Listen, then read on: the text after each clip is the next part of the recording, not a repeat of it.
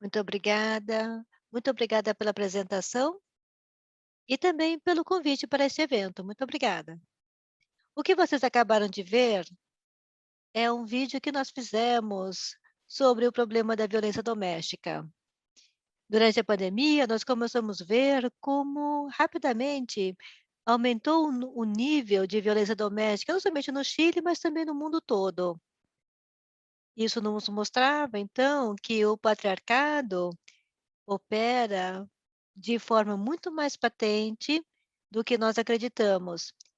E a rotina do cotidiano esconde muitas vezes a forma de violência, mas no contexto do confinamento era muito mais difícil de esconder.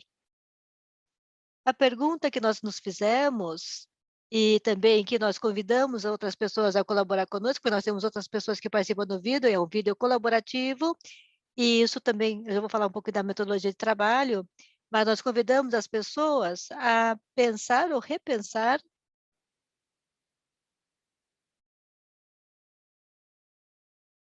como passar para o visual, ou nesse caso, o audiovisual, para a imagem, a partir do corpo, essa sensação ou essa ideia de estar fechada e confinada com o seu agressor. Essa foi a premissa desse vídeo.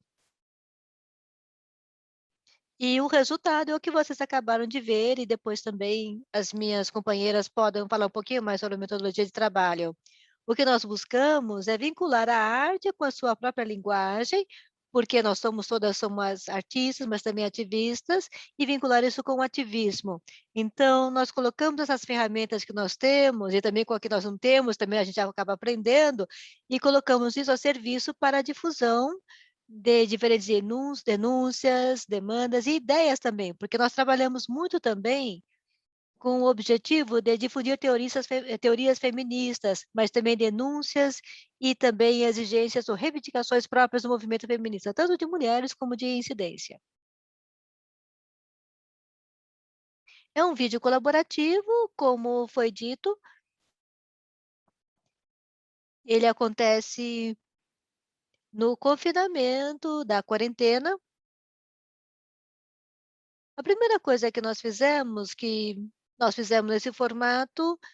Bom, esse foi o primeiro formato que nós a primeira vez que nós fizemos nesse formato, e também aí entra porque a gente sempre trabalha com artes cênicas, ou também nós trabalhamos com diferentes cenários, como a rua, etcétera, e sempre no sentido de audiovisual. Mas dessa vez nós tivemos que nos adaptar, e o que nós tentamos fazer é levar uma ideia a partir da teoria, que é dura e segura, feminina, passando para outro formato que se adapte e que também possa chegar a outras pessoas, a outros públicos, que isso também é o que nós tentamos mostrar como uma relação com a teoria escrita, isso é o que nós tentamos fazer. Como a Sibeli falou, então, isso se trata da violência do contexto da pandemia, do confinamento, porque os índices subiram muito, mas na verdade os índices sempre estiveram altos. Trabalhamos essa ideia com diferentes pessoas de diferentes idades, também diferente formação e também diferentes ocupações. Trabalhamos sempre com a violência doméstica. A ideia é que fosse um vídeo com as suas sensações sobre isso. Nós queríamos que fosse curto, que só tem 2 minutos, e também utilizamos o cenário da cozinha como um grande exemplo do lar, e também isso está associado à mulher como espaço doméstico e também como seu lugar. E também queríamos mostrar como esse espaço familiar ou privado deixa lugar para todo esse tipo de violência. Depois o que nós fizemos foi fazer isso como um collage. A Paula depois pode falar melhor sobre essa ideia do collage. Essa foi uma ideia que nós passamos para todos os nossos trabalhos. Então nós o montamos como um collage e também sintetizamos essa ideia que quase sempre é uma ideia sonora, musical, porque nós também temos essa formação musical. E também era uma forma de sintetizar as ideias e de buscar um mecanismo que fosse pegajoso como a música, para que algumas pessoas que se identificam com a ideia ficassem com essas ideias na cabeça e também que isso também levasse a algumas imagens interiores ou também a outras sensações, que também têm referência com o vídeo. Olá para todos. Continuando com o que as minhas companheiras já falaram, essa ideia do de ter algo colaborativo vinculado com a ideia do collage, é o que nós consideramos bastante importante. Nós tivemos que decidir como levar essa teoria ou essas reflexões, segundo esse formato audiovisual. O aspecto interessante do que é interdisciplinar, que é como nós temos trabalhado desde 2018, é o que também cruza com essas experiências que nós sugerimos nesse vídeo. São experiências que podem ou não ter sido também premiadas pela violência doméstica. E queremos ver como se interpreta esse conceito, essa ideia, e depois isso também vai se montando, e aí veio a ideia do collage, que tem a ver com o sonoro, visual, textual, e também o corpo, que está presente em tudo. Acreditamos que, bom, essas plataformas tecnológicas, de certa forma, geram esses espaços, que são espaços de colaboração. À medida que a quarentena vai acabando e esse processo de confinamento nos leva a esses espaços híbridos, talvez, e aí nós tivemos essa ideia de fazer o collage, que é para a gente poder trabalhar com outras mulheres e diferentes assuntos, que também você acaba vendo que nessa realidade latino-americana, que é profundamente agressiva e também violenta.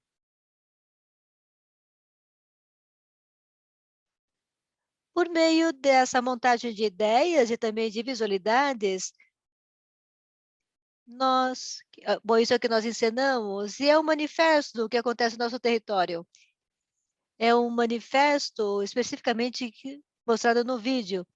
Nós queremos mostrar o que isso significa e também que isso está presente no corpo, e principalmente agora na pandemia, que mudou nossa forma de comunicação. E por isso deve refletir o contexto da nossa situação. Não é somente desta visualidade latino-americana, mas também portenha, chilena, mas também nós temos o aspecto universal, mostrando que todas nós temos a permeação de todas da violência. E também nós temos outras informações que buscam objetivamente fazer uma coletânea dessas imagens, é a arte na forma em que nós nos expressamos, e é isso que nós consideramos como sendo o suporte para nos conectar com essas fronteiras territoriais, e nós nos unimos pela mesma linguagem, que é a arte como manifestação. E, por exemplo, nesse vídeo específico, é um modo de protesto, e nós demonstramos nossa inconformidade, a nossa raiva, e também a falta de protagonismo a que as mulheres sempre têm sido deixadas. E por isso nós temos todas essas imagens conformadas como se fosse um collage. Para terminar, eu só gostaria de acrescentar que o outro elemento unificador desse todo esse trabalho, talvez, além de estar no formato audiovisual, que é o formato presencial, ou como performance, é o corpo. Nós temos essa ideia de que o nosso corpo, corpos ou outras pluralidades, desse mesmo lugar nós estamos exigindo direitos do corpo para o corpo. Estamos denunciando violências do corpo e violências que também são exercidas sobre nosso corpo. Então, para nós, é muito importante o vínculo com mulheres de dissidência e também de intersecção. É que nós não podemos separar nossas lutas, porque nós também compartilhamos tantas opressões.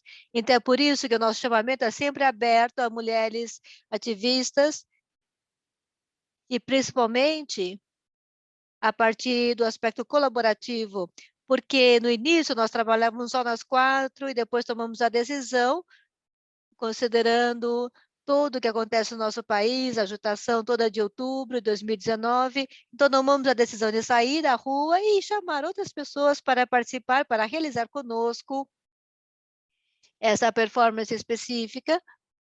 A partir disso, de certa forma, nós temos essa ideia ou essa tese de que tanto mulheres como a dissidência atuam no político a partir do corpo, mas também a partir do coletivo. E o poder que o coletivo tem se tornou muito mais patente, tanto que nós nos reconhecemos na outra e outro que está ao nosso redor durante a performance. E ao mesmo tempo que nós estamos executando a performance, há uma mobilização de lugares que nós muitas vezes não tínhamos pensado antes. Nós nos apoiamos no coletivo. Então é por isso que essa metodologia do collage, junto com colaborativo e coletivo, é aquilo que nós estamos trabalhando com mais força.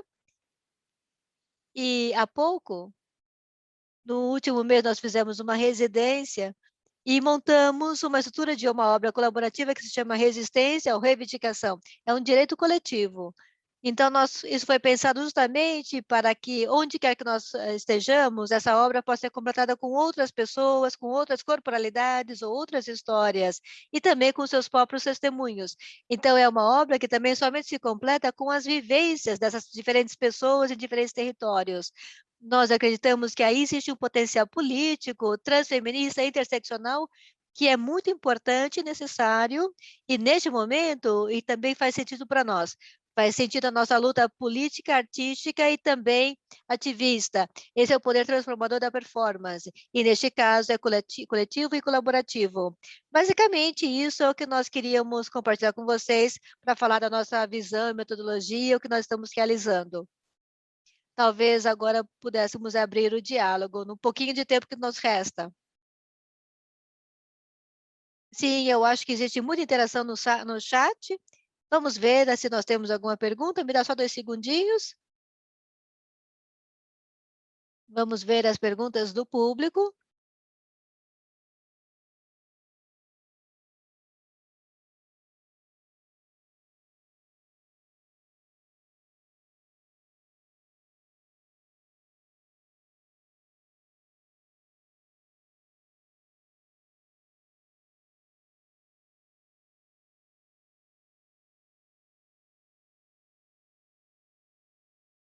Quando podemos ler o manifesto completo? Vocês podem ler no chat, não é? Bom, tudo bem. Eu estava querendo ler aqui. Não, por favor, pode falar. É que eu estava buscando aqui.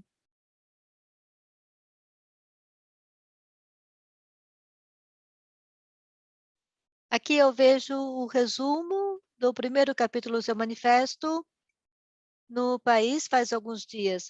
Quando vamos poder ler o manifesto completo? Obrigado pelo seu trabalho. Então, quando o manifesto completo vai estar disponível? Bom, esse é o formato que nós estamos trabalhando, porque nós trabalhamos em multiformatos. Então, nós temos o presencial, o visual, apesar de que isso sai um pouquinho da nossa área, porque também a gente trabalha com música, etc. Mas outro formato é o escrito. Nós também queremos que as 4, bom, nós 4 somos artistas, diferentes modalidades, mas também escrevemos em diferentes gêneros. E também somos professoras. Então, existe um compromisso com essa ideia de difundir informação através de diferentes suportes. O que nós fizemos foi ver esses livros, que são 2, na verdade, que vão ser lançados este mês, e nós os vemos com outro suporte com o qual nós podemos aplicar essa mesma metodologia e ideias. E, neste caso, seria o suporte livro. Para nós, essa é a diferença. E o livro, por um lado, é o esquema do medo,